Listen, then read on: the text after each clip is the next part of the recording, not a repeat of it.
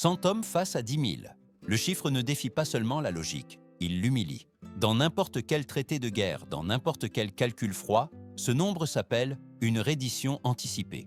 Mais l'hiver de 1240 n'obéit pas au manuel. Dans un passage oublié des montagnes de la Russe, l'histoire a dévié d'un degré imperceptible et, avec cela, a changé la façon dont la peur est remémorée. Ce ne fut pas une bataille comme les autres, ce fut une brèche dans la certitude d'un empire. La neige tombait sans hâte, comme si le monde avait tout le temps d'observer. Sous ce silence blanc, la terre était fatiguée, des villes réduites à des ombres, des chemins marqués par des traces qui ne revenaient en pas. La Russe de Kiev était une frontière brisée, un seuil où la foi et la terreur coexistaient dans la même prière. Le nom qui parcourait les villages et les monastères n'était ni un roi ni un saint, mais une force, la Horde d'Or. Elle n'avançait pas comme une tempête improvisée, mais comme un mécanisme parfait. Partout où elle arrivait, l'ancien ordre se dissolvait et une nouvelle obéissance naissait. Pendant des décennies, la terreur n'avait eu qu'une seule direction. Les paysans fuyaient, les princes hésitaient, les murs tombaient avant d'être touchés. La guerre était devenue une statistique mobile. Résister n'était pas un acte héroïque, c'était une anomalie. Et pourtant, dans la vallée glacée de Bigoda, l'anomalie se matérialisa. Non pas comme une armée, mais comme un vestige. Des hommes du Nord qui ne servaient plus personne, qui avaient changé de maître et de drapeau jusqu'à n'avoir plus de promesses, exilés de la gloire, disciplinés par des années de fer et d'attente. À leur tête se trouvait Bjorn, que l'on appellerait l'indomptable non par prophétie, mais par une somme de décisions prises à contre-courant. Ce n'était pas un stratège de cartes dessiné à la chaleur du feu. C'était un lecteur de paysages. Pour lui, la guerre n'était pas une danse de chiffres, mais une conversation avec la terre. Là où d'autres voyaient un passage étroit et dangereux, Bjorn voyait une équation fermée, un endroit où la vitesse s'annule, où la foule devient maladroite, où la patience gagne. Au loin, le nuage sombre avançait. Ce n'étaient pas seulement des cavaliers, c'était l'idée que rien ne faisait obstacle. Le sol vibrait, moins à cause des sabots qu'à cause de la certitude accumulée d'invincibilité. N'importe quel commandant aurait reculé, cherchant à survivre pour un autre jour. Bjorn ordonna de serrer les rangs. Non parce qu'il croyait en une fin glorieuse, mais parce qu'il comprenait quelque chose de plus inconfortable. Quand il n'y a pas de retraite possible, l'esprit cesse de négocier avec lui-même. Il devient clair. À cet instant, la peur changea de forme. Elle ne disparut pas, elle se déplaça. Le silence du passage commença à peser. La Horde avait appris à lire les cris et les fuites. Elle n'était pas préparée à une ligne immobile qui ne demandait rien. Parfois, la guerre se décide avant le premier contact, quand l'un des camps comprend que son langage habituel ne fonctionne pas. À Bigoda, cette compréhension était sur le point de naître, et avec elle, une légende que l'hiver se chargerait de conserver. Avant que le premier bouclier ne percute l'air glacé de la vallée, la guerre avait déjà été gagnée de nombreuses fois dans l'esprit de ceux qui avançaient. La Horde ne conquérait pas seulement avec l'acier, elle conquérait avec l'attente. Dans chaque village de la Russe, dans chaque monastère couvert de givre, le récit était le même. Ce ne sont pas des hommes qui arrivent, c'est la fin. Un système qui se déplace comme une marée, qui ne négocie pas, qui ne se souvient pas. Pour les futurs chroniqueurs, il serait facile de le confondre avec la fatalité, mais en son cœur, c'était une méthode, un rythme, une discipline transformée en habitude. Batu, héritier d'une dynastie de feu et de routes ouvertes par la force, avait appris que la victoire commence avant le combat. Quand une ville croit qu'elle est déjà perdue, ses murs deviennent un décor. C'est pourquoi la Horde avançait plus vite que les messagers. La peur faisait le travail préalable.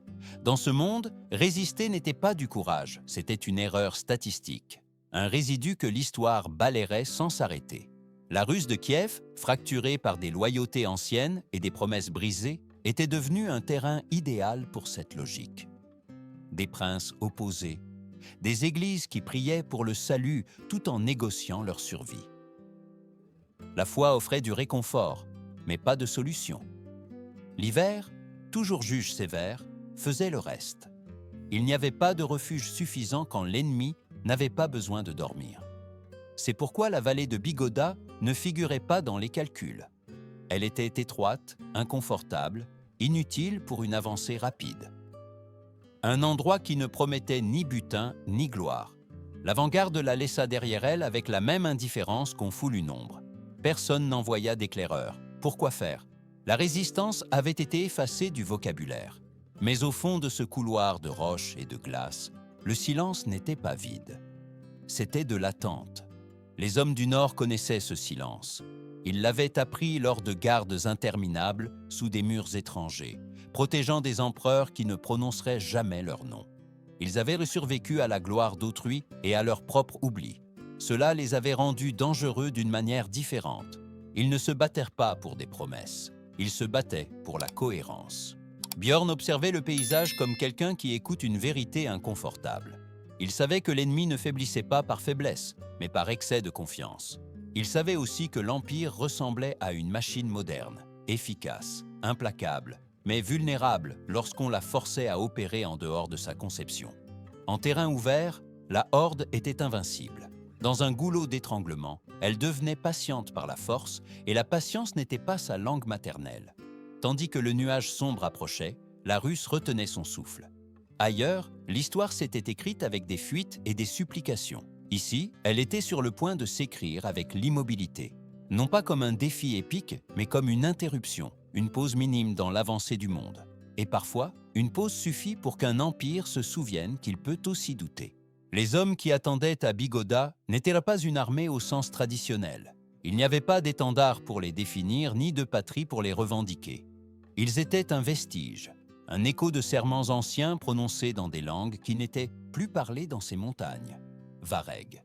Des hommes du Nord qui avaient traversé les mers pour servir des empereurs d'or et de marbre, qui avaient appris la discipline dans les couloirs des palais et la patience sur des murs qui n'étaient pas les leurs. Maintenant, ils étaient là parce qu'il n'y avait plus nulle part ailleurs où être. Ils avaient vu comment les promesses s'effondraient. Ils savaient que la loyauté est une monnaie qui se déprécie rapidement quand les vents tournent. Cette expérience, loin de les briser, les avait rendus précis. Ils ne se battaient pas pour un avenir imaginé, mais pour la cohérence de ne pas reculer un pas de plus. Pour eux, la retraite n'était pas une manœuvre, c'était un renoncement à eux-mêmes. Björn marchait parmi la ligne serrée comme quelqu'un qui inspecte un outil avant de l'utiliser. Il ne faisait pas de longs discours, ni ne promettait le salut. Son autorité ne venait pas du charisme, mais du calme, un calme lourd, presque inconfortable, qui obligeait les autres à s'aligner sur lui. En sa présence, le bruit intérieur s'apaisait. La peur ne disparaissait pas, mais cessait de commander. Il avait appris ce calme loin de là, dans des lieux où la guerre ne se décidait pas en un instant, mais en heures d'attente. Il comprenait que le véritable combat commence lorsque le corps veut fuir et que l'esprit décide de rester. Pour Björn, la guerre était une conversation avec le terrain et avec les hommes. Si le terrain parlait d'étroitesse, il répondait par la fermeture. Si les hommes parlaient de fatigue, il répondait par la rotation et le rythme. Il regarda le passage une fois de plus, 50 mètres de large. Roche d'un côté, glace de l'autre. Un entonnoir où la foule se transforme en file. Là, les chiffres perdent leur voix. Là, la vitesse devient un bruit inutile. Björn ne voyait pas 10 000.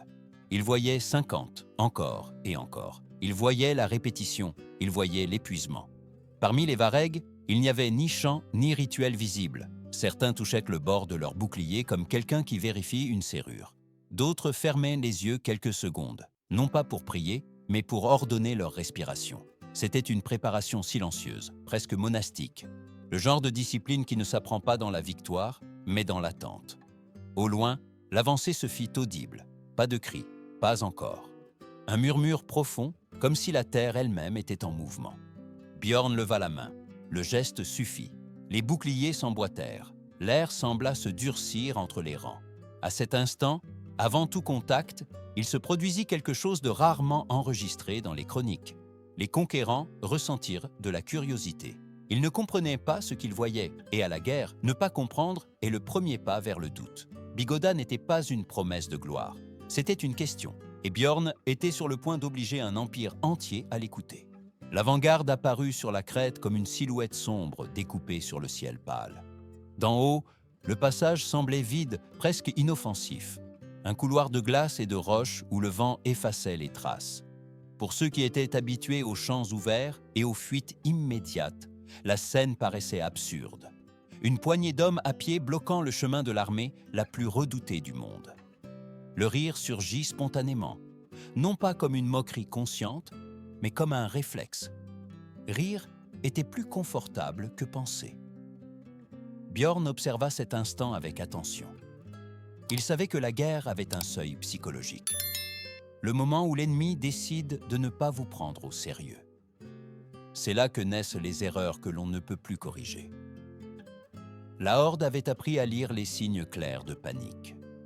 Ici, il n'y en avait pas. Juste une ligne immobile qui ne demandait ni permission ni explication. L'ordre arriva sans cérémonie. L'avancée commença avec le son profond de nombreux corps se déplaçant simultanément. Ce n'était pas un cri, c'était une pression. La vallée amplifia ce bruit jusqu'à le transformer en quelque chose de presque physique, une vibration qui s'insinuait dans les os. C'était un langage conçu pour briser les volontés avant le contact. Les Varegs ne répondirent non pas. Ils restèrent serrés, comme si le son ne les concernait pas. À mesure que la distance se réduisait, quelque chose d'inattendu se produisit. Les chevaux, entraînés à la guerre, commencèrent à hésiter. Non par peur, mais par instinct. Devant eux, il n'y avait ni mouvement, ni brèche. Seulement une surface solide, qui n'offrait aucune issue. L'élan se fragmenta. L'avancée cessa d'être une vague et se transforma en poussée désordonnée. Björn leva le bras une fois de plus, et le geste parcourut la ligne comme un ordre silencieux. Les boucliers s'ajustèrent, se superposant, créant une surface continue. Ce n'était pas une muraille statique, mais une forme vivante, respirant au même rythme. La formation transformait l'espace en un allié. Dans ce couloir étroit, la foule ne pouvait pas se déployer. Ils ne pouvaient avancer qu'en petits groupes, et avancer en petits groupes contre une ligne fermée, c'est avancer contre le temps. Pour l'avant-garde, cela fut déconcertant. Ils étaient habitués à voir l'ennemi se disperser après le premier contact visuel. Ici, il n'y eut pas de dispersion. Il y eut de l'attente. Le silence devint inconfortable. Chaque pas en avant semblait être un pas dans quelque chose qui n'était pas prévu. La première pluie de projectiles tomba comme une ombre rapide. Elle ne fut pas décrite par le sang ou les cris, car ce n'était pas ce qui définissait le moment. Ce qui le définissait, c'était le son sec, répétitif, puis la permanence. Quand le nuage passa, la ligne était toujours là, non intacte, mais entière. Pour ceux qui observèrent de l'arrière, cette image fut une brèche dans l'habitude. La guerre, jusqu'à ce point, avait été un récit de vitesse et de poursuite. À Bigoda, elle se transformait en un problème d'espace, et les problèmes d'espace ne se résolvent pas par la bravoure, mais par la patience. La horde ne le savait pas encore, mais elle venait d'entrer dans une équation où son plus grand avantage était suspendu. La vallée, indifférente, garda l'écho de ce premier choc. L'histoire avançait un pas plus lent, comme si elle hésitait. Et dans cette hésitation, la peur commença à changer de propriétaire. L'erreur ne fut pas d'avancer, l'erreur fut d'insister pour le faire de la même manière. L'avant-garde, poussée par l'inertie de l'habitude, interpréta la résistance comme une anomalie passagère. Un léger retard avant l'effondrement inévitable. Dans leur monde, tout s'effondrait tôt ou tard. Il suffisait de pousser un peu plus. Ce raisonnement, aussi humain que dangereux, transforma la surprise en obstination. La deuxième attaque ne vint pas avec une pause ni une réflexion. Elle vint avec l'espoir que la fatigue ferait le travail, que la ligne serrée se fissurerait par pure usure. Björn l'avait prévu. Il savait que l'ennemi comptait sur l'épuisement comme allié silencieux. C'est pourquoi ce qui suivit ne fut pas une réponse viscérale, mais un mécanisme. Une voix grave parcourut la formation. Ce ne fut pas un cri héroïque, mais un ordre bref, presque domestique. Le front fit un pas en arrière. Au même instant, la deuxième rangée avança. Le changement fut si rapide qu'il déconcerta ceux qui regardaient de l'extérieur. L'ennemi qui semblait épuisé disparut et fut remplacé par des visages nouveaux, une respiration stable, des bras fermes. Ce n'était pas de la magie. C'était une discipline accumulée pendant des années de service loin de chez eux. Cet instant eut un effet disproportionné. À la guerre, la perception pèse plus que la force. Chaque rotation effaçait l'espoir d'usure. Chaque substitution transformait l'avancée en une tâche sans fin. La pression de l'arrière continuait, poussant les corps vers un front qui ne cédait pas. La vallée commença à se remplir d'obstacles que personne n'avait prévus. Ils ne disparaissaient pas. Ils s'accumulaient. L'espace se réduisait encore plus. Björn observait sans regarder directement. Il sentait le changement de rythme. La foule n'avançait plus avec fluidité. Elle s'arrêtait, hésitait, corrigeait. L'avantage était passé des chiffres au terrain et du terrain à l'esprit. La peur qui, auparavant, précédait la horde commença à circuler vers l'arrière, silencieuse, sans permission. Pour le commandement de l'avant-garde, cela ne figurait dans aucun manuel. Ce n'était pas une retraite claire ni une victoire rapide. C'était un enlisement. Et l'enlisement est intolérable pour une force conçue pour bouger. La frustration se transforma en hâte, la hâte en décision précipitée. De l'arrière, quelqu'un ordonna de redoubler d'efforts, de pousser plus fort, de forcer le passage. La logique était simple, plus de pression brise n'importe quel mur. Mais la logique ignore parfois le contexte. À Bigoda, la pression ne brisait pas, elle compressait. Elle transformait le couloir en quelque chose de dense, difficile à gérer. Chaque tentative d'avancer ajoutait du poids au problème. Björn comprit que le temps jouait en sa faveur. Il n'avait pas besoin de gagner la journée, il avait besoin de voler des heures. Chaque minute d'arrêt était une fissure dans le récit d'invincibilité. Chaque doute était une graine. La guerre, comprit-il, ne se décide pas toujours par celui qui avance le plus loin, mais par celui qui parvient à faire en sorte que l'autre commence à se demander s'il devrait être là. Et tandis que le soleil descendait lentement, teintant la neige d'une couleur terne, la horde commença à découvrir une vérité inconfortable. Même les machines les plus parfaites s'usent lorsqu'elles sont obligées de répéter un mouvement pour lequel elles n'ont pas été conçues. La vallée n'était plus seulement un passage, elle s'était transformée en un espace saturé d'intentions. Chaque mètre gagné coûtait plus cher que prévu, non encore, mais en certitude. La horde, experte à lire le flux de la bataille, commençait à remarquer que quelque chose d'essentiel avait été altéré. La vitesse avait cessé d'être une promesse. Là où tout se résolvait auparavant par le mouvement était désormais un problème. Björn avait construit cette situation avec patience. La rotation constante de la ligne n'était pas seulement une solution physique, c'était une déclaration psychologique. Elle disait, sans mots, que le temps n'appartenait plus à l'attaquant, que chaque tentative de briser le front serait absorbée par un mécanisme qui ne s'épuisait pas. Pour les Varegs, l'effort était rude, mais compréhensible. Pour leurs adversaires, c'était déconcertant. La pression de l'arrière continuait de pousser, mais elle le faisait désormais à l'aveugle. Les hommes qui avançaient ne voyaient pas le front. Ils sentaient seulement des corps contre des corps, une avancée qui ne menait nulle part. L'air devint lourd, non par le combat, mais par la confusion. La guerre de mouvement se transformait en une guerre de poussée, et sur ce terrain, la foule perdait sa coordination. Björn perçut le changement dans les sons. Ils n'étaient plus compacts, rythmiques. Il y avait des interruptions, des vides, des ordres qui se perdaient avant d'arriver. La peur, lorsqu'elle apparaît, ne crie pas toujours. Parfois, elle se manifeste comme un désordre, comme de petites décisions individuelles qui brisent l'harmonie de l'ensemble. À ce stade, l'accumulation commença à jouer un rôle décisif. Ce qui restait au sol ne disparaissait pas. Cela devenait un obstacle. Le passage se rétrécissait encore plus, obligeant à freiner, à mesurer, à douter. L'avantage naturel de la horde, sa capacité à s'écouler, était neutralisé par l'espace même qu'ils avaient méprisé. Pour Björn, cela confirmait une intuition ancienne. La guerre ne se gagne pas seulement en frappant, mais en contrôlant où l'on frappe. La vallée était désormais une équation fermée. Chaque tentative de la résoudre par la force brute ajoutait une inconnue plus difficile. La horde était entrée dans un problème d'usure mentale. Depuis l'arrière-garde, le commandement commença à s'inquiéter, non pas pour la perte immédiate, mais pour le message implicite. Si ce groupe pouvait les arrêter là, quelles autres interruptions pourraient surgir plus tard? L'Empire reposait sur l'idée d'inévitabilité. Bigoda érodait cette idée minute par minute. Le soleil poursuivit sa descente, projetant de longues ombres sur la neige altérée. La lumière devenait oblique, presque fatiguée. Dans ce crépuscule naissant, les deux camps comprirent que la journée ne se terminerait pas par une simple résolution. La guerre était entrée dans une phase différente, une phase où la patience et la peur commenceraient à négocier entre elles. Björn serra le poing dans son gant. Il savait que le pire n'était pas encore arrivé. Lorsque la force directe échoue, le pouvoir cherche la distance.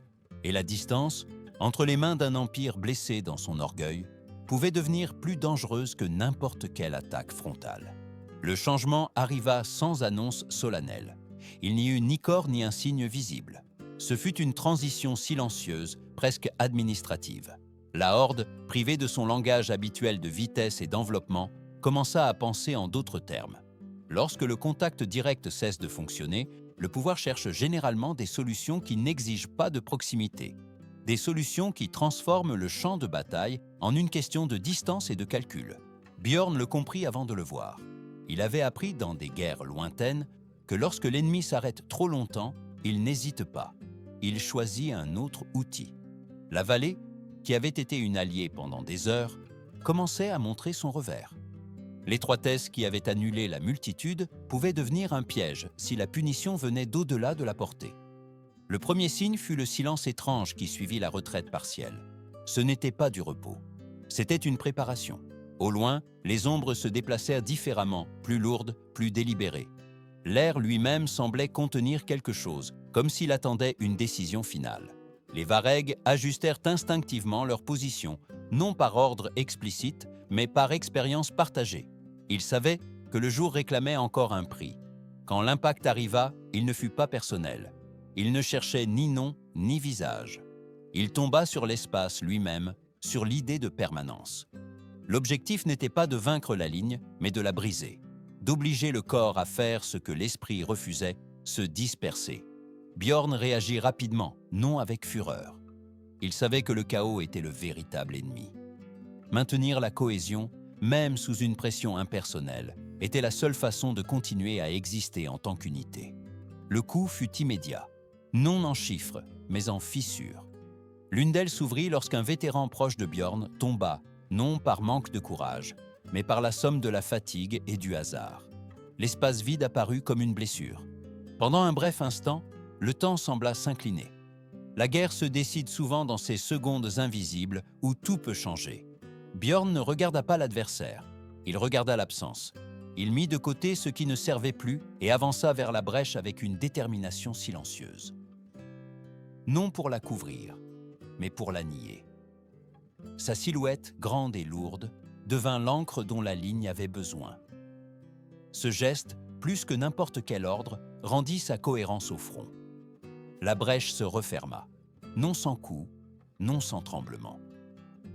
Mais elle se referma, et avec elle, un message qui n'avait pas besoin de traduction devint clair. Même sous des méthodes conçues pour briser la volonté, la cohésion pouvait survivre. Le soleil, déjà bas, projetait une lumière oblique qui rendait difficile de distinguer où la neige se terminait et où commençait l'usure. De loin, la Horde observa le résultat avec un mélange de calcul et de perplexité. Ils n'avaient pas obtenu ce qu'ils cherchaient. Ils avaient effrappé l'espace, pas l'esprit. Et cela impliquait quelque chose d'inquiétant. Pour en finir avec ces hommes, il faudrait payer un prix qui ne figurait pas dans les plans. La nuit approchait. Le froid descendait avec elle, implacable et neutre. Bjorn le savait. Le jour avait démontré une chose essentielle. L'Empire pouvait être arrêté. La nuit dirait combien il était prêt à sacrifier pour ne pas accepter cette vérité. La nuit tomba sur Bigoda comme un voile lourd, sans drame, sans annonce. Le froid descendit d'abord, réclamant l'air, durcissant chaque respiration. Pour les Varegs, l'obscurité n'apportait pas le repos, elle apportait la clarté.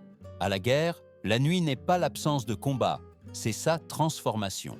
Le bruit s'éteint, mais les décisions pèsent davantage. Bjorn ne permit ni célébration ni lamentation. Il marcha parmi les hommes à pas lents, mesurant les forces, recueillant les regards. Il ne parla pas de victoire, il parla d'ordre. L'ordre était la seule chose qui pouvait les soutenir lorsque le jour se retirait. Petit feu caché, métal vérifié, respiration rythmée. Il n'y avait pas de chant. L'épopée ne nourrit pas le corps, ni n'apaise l'esprit quand le froid décide d'imposer ses règles. Des hauteurs de la vallée, la scène était différente. L'Empire avait arrêté son avancée, oui, mais pas sa volonté. Au loin, de nouvelles lumières commencèrent à apparaître, disposées avec une régularité inquiétante. ce n'étaient ainsi pas des torches de repos, c'étaient des points de travail. De plus grandes ombres se déplaçaient entre elles, assemblant quelque chose qui ne dépendait pas du courage individuel. Quand le pouvoir ne parvient pas à s'imposer par la présence, il recourt à la technique. Björn comprit le message. Ce n'était pas une retraite, c'était une concession dangereuse. La reconnaissance que s'approcher coûtait trop cher. La distance deviendrait un outil, et avec elle, la nuit cesserait d'être un refuge pour devenir une menace. Le premier impact ne chercha pas la précision, il chercha l'effet. La vallée, jusque-là alliée par son étroitesse, se remplit d'une lueur brève et étrangère, suivie d'un bruit qui n'appartenait pas au choc des hommes. L'objectif était simple, briser la forme, obliger à bouger, transformer la discipline en panique. Björn réagit sans élever la voix. Il ordonna de rester. Il ordonna d'étouffer, pas de fuir. Il ordonna de résister à l'impulsion la plus ancienne du corps. L'épreuve fut dure. Non par les dommages immédiats, mais parce qu'elle exigeait de l'esprit. Rester quand tout invite à se disperser est une violence intérieure. Le froid aida et punit à la fois. Ce qui tombait s'éteignait vite, mais la peur demeurait. Pendant des heures, la vallée fut un endroit étrange, éclairé par intermittence par des éclairs qui n'offraient pas de chaleur durable. Chaque intervalle était une question. Cela va-t-il continuer? Quand la punition cessa, le silence revint, mais ce n'était plus le même. Ce n'était plus de l'attente, c'était une inhalation. Björn se leva, secoua le givre de sa cape et regarda le sol. Là où il y avait auparavant de la glace ferme, il y avait maintenant une surface traître, marquée par des ombres et des reflets irréguliers. La nuit avait changé le terrain. Alors vint le son qui n'avait pas besoin de traduction. Ce n'était pas un galop, c'était une marche. Lourde, rythmée, constante.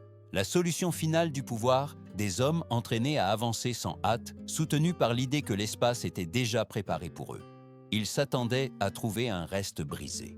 Ce qu'ils virent, en s'approchant, fut une silhouette droite marquant un rythme lent et délibéré. Derrière, les survivants se levèrent. Ils ne serrèrent pas les rangs comme avant. Ils changèrent de forme. La défense avait accompli son cycle.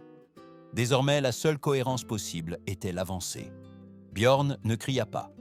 Il prononça une phrase brève, presque intime, qui ne cherchait pas à convaincre, mais à confirmer. La nuit avait prouvé leur trempe.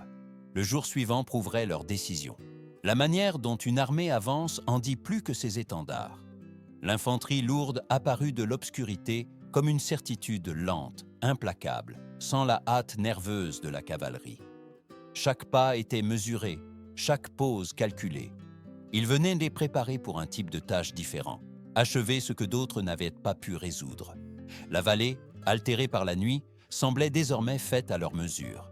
Björn observa le terrain avec une attention renouvelée. La glace avait cédé par endroits, se mélangeant à la terre et à l'humidité. Ce qui était autrefois une surface ferme était devenu trompeur. Pour beaucoup, c'était un désavantage évident. Pour lui, c'était une nouvelle variable. La guerre n'offre pas de cadeaux, elle offre des opportunités déguisées. Il n'ordonna pas de reconstruire l'ancienne muraille.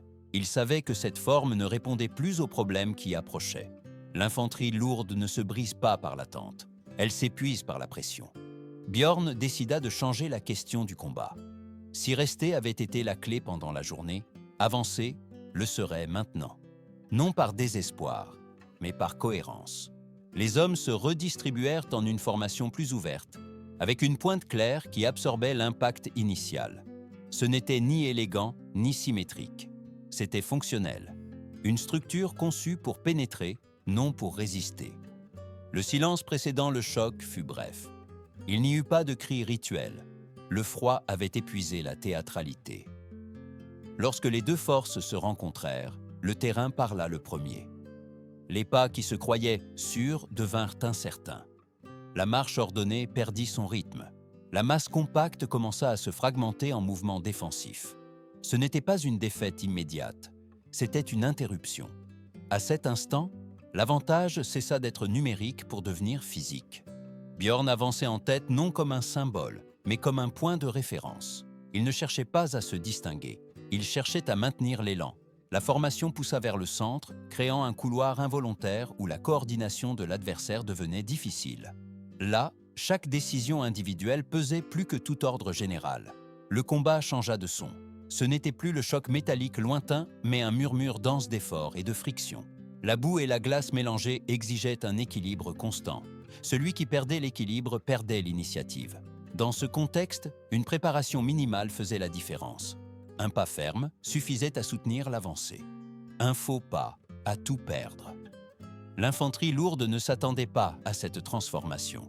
Ils étaient peu venus pour clore un chapitre, pas pour en écrire un nouveau. La surprise, bien que brève, fut suffisante pour ouvrir un espace. Non pas une victoire claire, mais une possibilité. Björn en profita sans hésiter. Il savait que cette marge ne durerait pas. L'énergie humaine est limitée, et la nuit avait réclamé son prix.